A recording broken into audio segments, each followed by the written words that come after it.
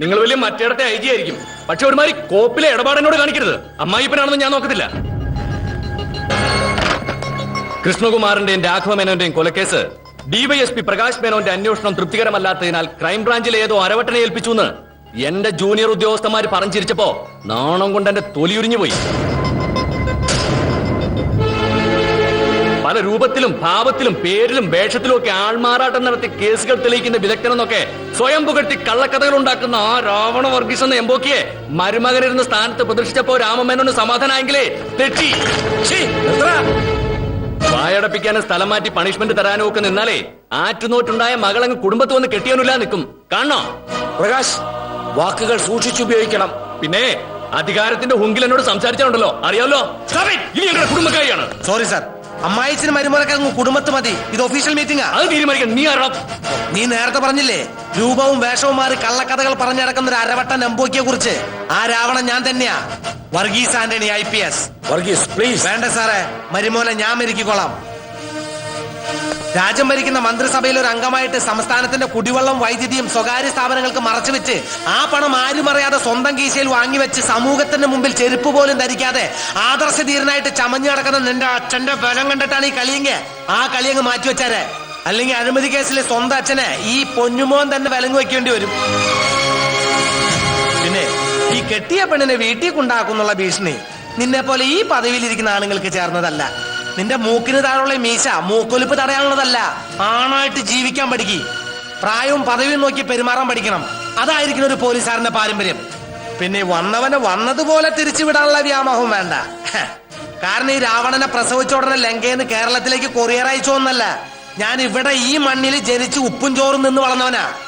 ഞാൻ ഇവിടെ ഒക്കെ തന്നെ ഉണ്ടാവും. നീ ഉണ്ടാവണം കേട്ടോ. Sorry sir.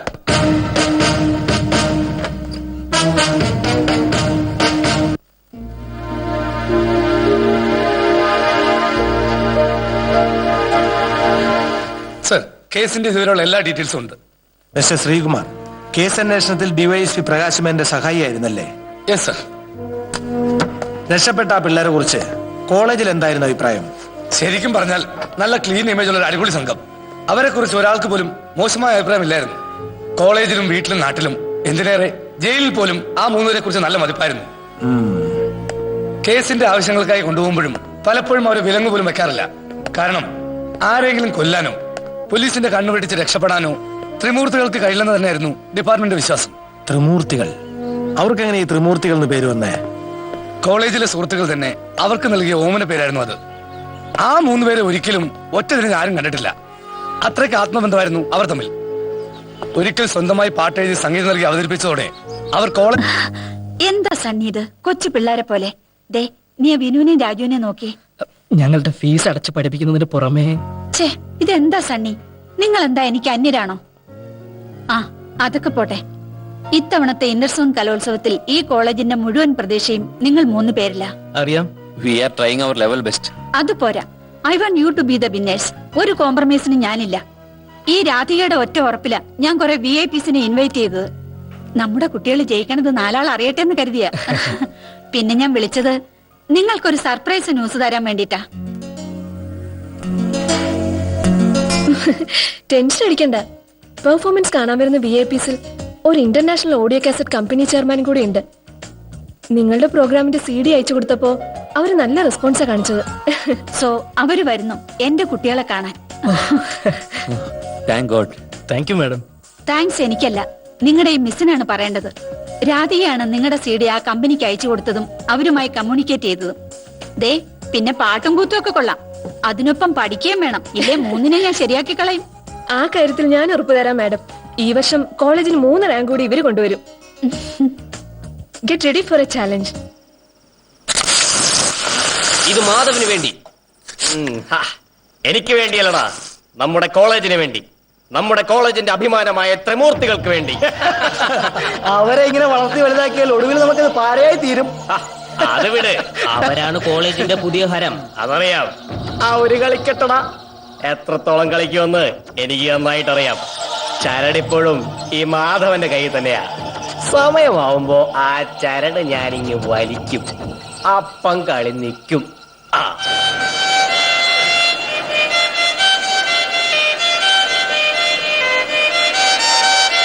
1 2 3 4.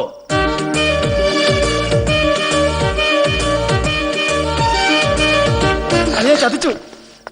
നമ്മുടെ പ്രോഗ്രാം മാറ്റിവെച്ചു. എന്താ കാര്യം? അതറിയില്ല.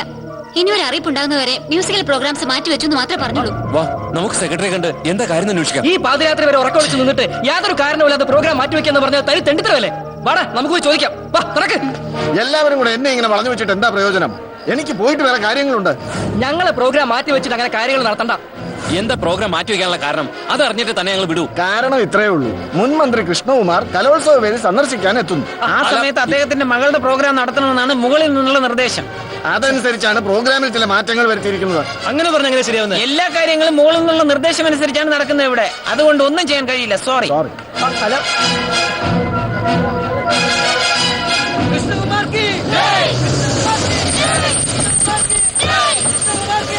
നമസ്കാരം.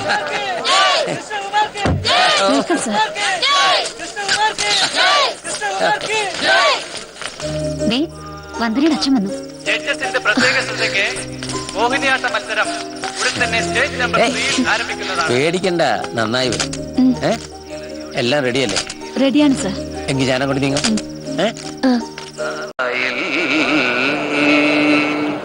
മാമാങ്കം പലകുറി കൊണ്ടാടി നിലയുടെ തീരങ്ങൾ ആവായി. നിങ്ങളെ പ്രോഗ്രാം മാറ്റിവെച്ചിട്ട് ഒരു നായിന്റെ മോളുടെ ഡാൻസും കൂത്തും ഇവിടെ നടക്കാൻ പോണില്ല. അങ്ങനെ സംഭവിച്ച കോളേജ് ചെയർമാനായ എനിക്കാ അതിന്റെ നാണക്കേട്. എന്തിനും ഏതിനും ഇവരൊക്കെ കൂടെ ഉണ്ട്. വേണ്ട മാധവ, പ്രശ്നങ്ങളൊന്നും വേണ്ട. ഇതിപ്പോ നിങ്ങളുടെ പ്രശ്നം മാത്രമല്ല, എന്റെ പ്രസ്റ്റീജിന്റെ പ്രശ്നം കൂടിയാ. നിങ്ങൾ എന്റെ കൂടെ നിന്നാ മാത്രം മതി, ബാക്കിയെല്ലാം ഞാൻ മാനേജ് ചെയ്തോളാം. മാധവ, എന്തായാലും ഇന്ന് അല്ലെങ്കിൽ നാളെ പ്രോഗ്രാം ചെയ്യാലോ. നമ്മളായിട്ട് ഇന്നൊരു പ്രശ്നം ഉണ്ടാക്കി അത് നാളെ നമ്മളെ തന്നെ ബാധിക്കില്ലേ? നിങ്ങളുടെ പ്രോഗ്രാം നടക്കേണ്ട സമയത്ത് ആ ചെറ്റ കൃഷ്ണകുമാറിന്റെ മോളുടെ ഡാൻസ് നടന്ന അതിന്റെ ക്ഷീണം എനിക്ക് മാത്രമല്ല, എന്റെ അച്ഛൻ പി കെ സുകുമാരനും കൂടിയാ. തോൽവി എന്തെന്നാ കൃഷ്ണകുമാർ കൂടി അറിയട്ടെ. എന്താ, നിങ്ങൾ എന്റെ കൂടെ വരുന്നോ അതോ ഞാൻ നിങ്ങളെ കൊണ്ടുപോകണോ? അല്ല, അത് വള ശരി. എന്താ എല്ലാരും കൂടി? വിനോദേ, ചോദിക്കടാ. സാർ, ഇത് തീരെ ശരിയായില്ല. ചോദിക്കാൻ ഒരു പൊതുപ്രവർത്തന എന്ന നിലയിൽ സ്വന്തം മകളും ഞങ്ങളും ഒക്കെ സാറിന് ഒരുപോലെയാണ്. കാര്യം എന്താണെന്ന് വെച്ചാൽ തെളിച്ചു പറ. പറഞ്ഞു കൊടുക്കടാ അങ്ങോട്ട്. ഞങ്ങളുടെ വേദന സാറ് മനസ്സിലാക്കി.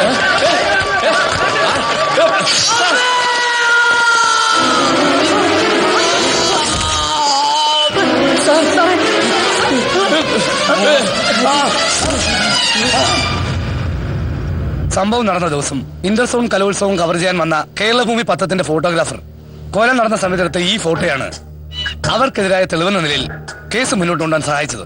ഇത്രയും വലിയ തെളിവുണ്ടായിട്ടാണോ ജസ്റ്റിസ് അവർ വെറുതെ വിട്ടത്? അതിന് താഴെ ഒരു സ്റ്റില്ലൂടെ ഉണ്ട് സാർ, അതാണ് ആദ്യം എടുത്തത്. കൊല്ലപ്പെട്ട കൃഷ്ണകുമാറിനെ രക്ഷിക്കാൻ വേണ്ടി പ്രതി കത്തി വലിച്ചൂരെടുത്തതായിരുന്നു എന്ന് ഒടുവിൽ കോടതിക്ക് ബോധ്യപ്പെട്ടിരുന്നു. ജസ്റ്റിസിന്റെ കൊലപാതകവുമായി ത്രിമൂർത്തികൾക്ക് ഏതെങ്കിലും തരത്തിലുള്ള ബന്ധമുണ്ടെന്ന് വല്ല തെളിവുകളും കിട്ടിയിട്ടുണ്ടോ? കൊല നടന്ന ദിവസം അവിടെ നിന്ന് 3 പേർ ഓടിപ്പോന്ന് കണ്ടുവെന്ന് ജഡ്ജിയുടെ മകൾ രേണുകയുടെ മൊഴിയുണ്ടായിരുന്നു. പിന്നെ അവർ പോലീസിന്റെ കയ്യിൽ നിന്ന് രക്ഷപ്പെടാൻ തട്ടിയെടുത്ത ജീപ്പും റിവോൾവറും ഉപേക്ഷിക്കപ്പെട്ട നിലയിൽ ആ വീടിന്റെ പരിസരത്ത് നിന്ന് കണ്ടെത്തുകയായിരുന്നു. സാഹചര്യ തെളിവുകളും ജഡ്ജിയുടെ മകളുടെ മൊഴിയും വെച്ച് നോക്കുമ്പോൾ ആ 3 പേരെ തന്നെ കേന്ദ്രീകരിച്ച് കേസ് മൂവ് ചെയ്യായിരുന്നു സാർ. ഇൻവെസ്റ്റിഗേഷൻ ടൈമിൽ ഡോസ് കോഡ് ഉണ്ടായിരുന്നില്ലേ? ഉണ്ടായിരുന്നു. ഡോഗ് സ്ക്വാഡിന്റെ പരിശോധന ലഭിച്ചത് വെറുമൊരു താക്കോൽ കൂട്ടം മാത്രമായിരുന്നു. പോലീസിന്റെ ശ്രദ്ധ തിരിച്ചുവിടാൻ പ്രതികൾ കാട്ടിയ ഒരു അതിബുദ്ധിയായിട്ട് പ്രകാശ് സാർ അതിനെ കണ്ടോളൂ. അപ്പൊ ജഡ്ജി അദ്ദേഹത്തിന്റെ വീട്ടിൽ നിന്ന് തന്നെ തുടങ്ങാം.